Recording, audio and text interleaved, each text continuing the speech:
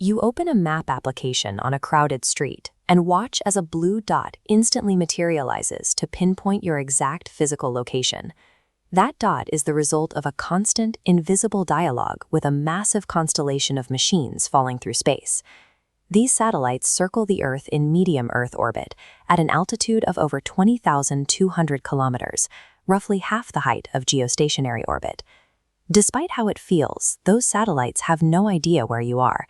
They do not track individual devices. Every satellite in the constellation only broadcasts a one-way radio signal outward.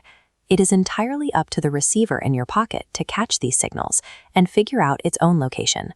Finding yourself on a map is not an act of being tracked.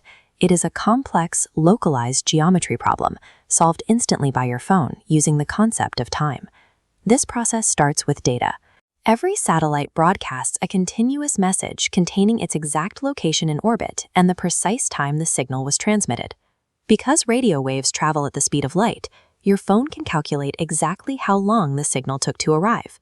By multiplying that transit time by the speed of light, the device determines its physical distance from the satellite. One satellite's distance creates a massive sphere of potential locations intersecting Earth. A second satellite sphere intersects the first, narrowing possible locations to a single circle. A third sphere intersects that circle at exactly 2 points. One of these points is usually floating in deep space. Your phone logically eliminates it, leaving your correct physical location on the surface of the Earth. We call this geometric method of overlapping distances trilateration.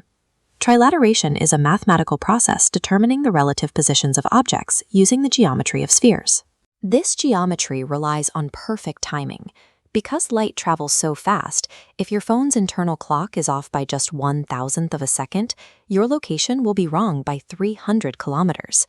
Smartphones use cheap quartz clocks that naturally drift. To solve this, GPS satellites house multi-million-dollar atomic clocks, devices measuring time using the ultra-regular oscillations of atoms. These are the distance equations a receiver uses to calculate its position. By adding a signal from a fourth satellite, the phone treats its own internal clock error as a mathematical variable, effectively synchronizing its cheap hardware with the atomic clocks in space. Even with atomic precision, engineers must account for Einstein's theories of relativity, the physical rules describing how time and space interact. Because the satellites move at high speeds in a weaker gravitational field, their clocks tick faster than clocks on the ground. If engineers did not pre-program the satellites to mathematically offset this time warp, your GPS coordinates would drift by roughly 11 kilometers every single day. Acquiring a perfect GPS fix is a profound engineering feat. It requires measuring space while actively manipulating the literal flow of time. GPS provides positioning, but it serves a separate role as a planetary-scale utility for atomic time synchronization. The invisible backbone of modern critical infrastructure, from telecommunications networks to the global power grid, relies on this nanosecond timing to prevent catastrophic equipment failures. This chart tracks the time difference between UTC-NIST and UTC-USNO via GPS measurements.